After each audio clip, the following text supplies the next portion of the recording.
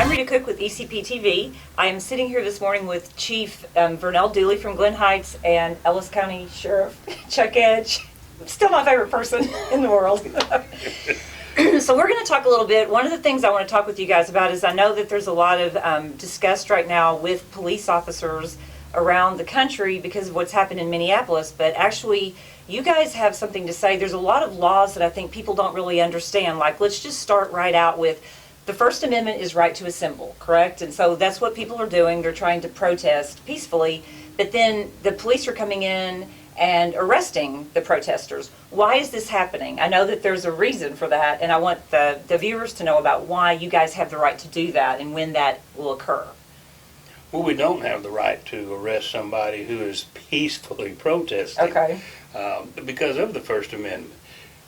The only time that we can become involved with an arrest or that type of a situation is when that peaceful protest has become an unpeaceful riot or demonstration or whatever you will. Okay. You have a right to protest, but you don't have a right to destroy someone's property. You don't have a right to assault someone else. You just took your peaceful protest into a demonstration or a riot or what else.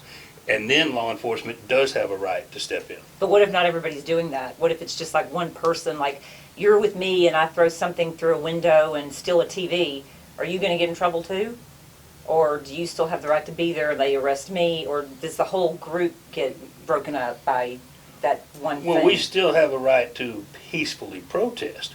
But if the peaceful protest is turning into a demonstration, then law enforcement has a right to, one, obviously arrest the actual violators, right, but two, start dispersing the crowd. Okay. Because once we disperse the crowd, albeit maybe it goes someplace else, right. But once we disperse the crowd, we're not telling you you can't protest, you can't peacefully protest. We're telling you not here and right now because this is turning into a bad situation.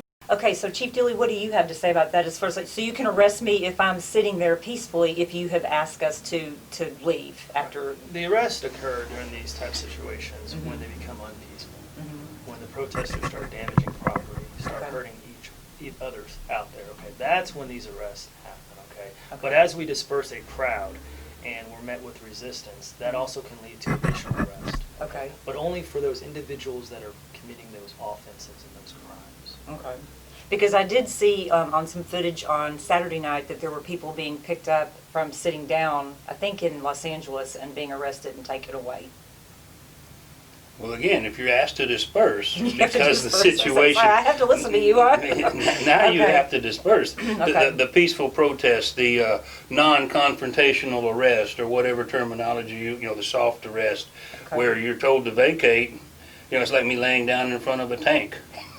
Okay. Yeah. If I'm going to block the entire freeway, then I'm going to be removed. Okay. All right. So the video shows that the police officer in Minneapolis had his foot on the man's neck, on Floyd's neck, for 9 minutes or a little under 9 minutes. Now, you guys have both said this is not the way you have ever done anything in your life as a sheriff, as a police officer, a deputy. And so tell me a little bit about what that might have been going on in his head. I know Minneapolis has had some past history with that. Well, obviously, I can't get inside his head, what's going on inside his head. I'm not familiar with what Minneapolis may or may not have had in the history. I've heard stories that he himself has been complained on numerous times. Okay. But to your original point, your original question, no, you don't continually leave your knee or your foot or, you know, any part of your body on someone's neck once they have come into compliance. Once they've complied, once you've got the handcuffs on them, yeah, that is not a tactic that is taught. So you would not keep that officer if it were in this situation? Well, I don't know anything about the personnel issues. I don't know anything about the full investigation. Okay. But obviously, from what's been seen, yeah, I think that's a... It's like that. And everything involving that situation is contrary to what we believe. Okay. What we do, what we know in law enforcement, from a professional standpoint, but more specifically on how you treat people. You treat them with dignity and respect. So once Mr. Floyd was handcuffed, he should have been immediately stood up, checked his vital signs to make sure he was okay, because there was some sort of struggle from what I understand. Okay. All right, and then given the proper respect to be placed in the vehicle and led away to Okay. where he needed to be. Okay. So as far as the placing of the knee on the neck, not only was that wrong, that was horrific, that was tragic, and that should have never been tolerated. And as far as our agency, as well as Ellis County, I'm sure, those types of tactics are never tolerated, never encouraged, and never trained. Okay, all right. And so right now in Dallas, and like pretty close to where I live, there is a curfew. I don't know how long it's going to be in effect. Tell the viewers a little bit about that. So there's been an emergency declaration in the state of Texas because of this? I believe the governor has declared another disaster declaration, if you will. Okay. Because of the rioting and the unrest that are going on in many of our cities. And this time also, Mayor Johnson in Dallas has also declared, I believe, an emergency declaration so that I have to stay inside from 7 p.m. to 6 a.m. because of people that are out, and so I've heard that this is no longer a protest. It could be considered anarchy. This is not how protests are run. But some people are saying, is this martial law?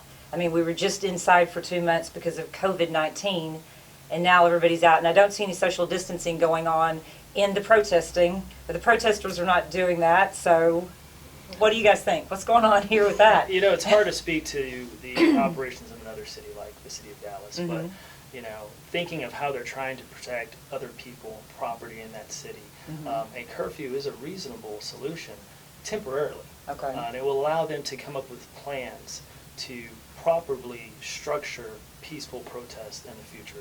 To, once again, hear the voices of those that are protesting, because that's the thing that may get lost in all this. Okay? We need to make sure that we understand why you are protesting, and then try to understand the demands, and then try to have that dialogue to where we can truly change, not just change for a little while, but change for the long term. Do you think that's going to happen? I think this is a watershed moment in America's history. Okay. Okay. We've had riots before. We've never had riots to this level across the nation, multiple cities. And I think it's because this is the worst. Rodney King was a horrific incident.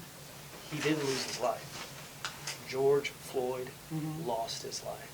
This has to cause some change, not just in law enforcement, and in society in general. Okay. Most definitely. And do you guys think that at any point there could be something bigger going on behind the scenes? Because it always seems like there's something that's coming up that we're avoiding a bigger picture. Racism seems to get involved a lot. I mean, I don't know. What do you guys think about that? Is there something that...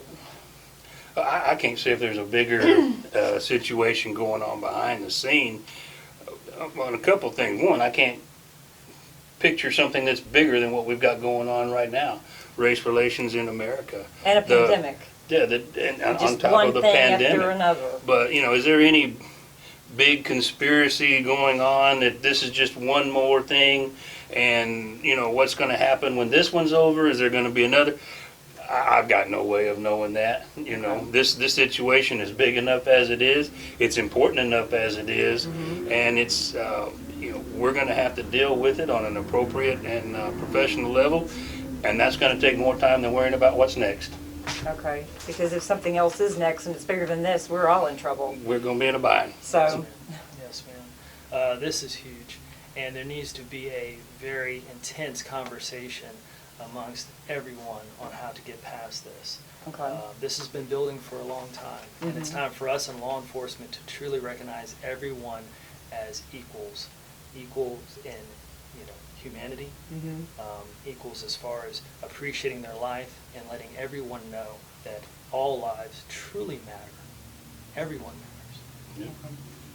For sure. Do you guys have anything else? I want to talk a little bit later. I think I'm going to talk with another gentleman about the possibility of people coming in and maybe being the looters, and the protesters aren't the ones doing it. I think I did read somewhere about that, where the protesters are there and people have an agenda they're pushing, and they're not really even part of the protest. So I want to talk to you guys about that later, or someone else. I'm Rita Cook. Thank you guys for coming on ECP-TV.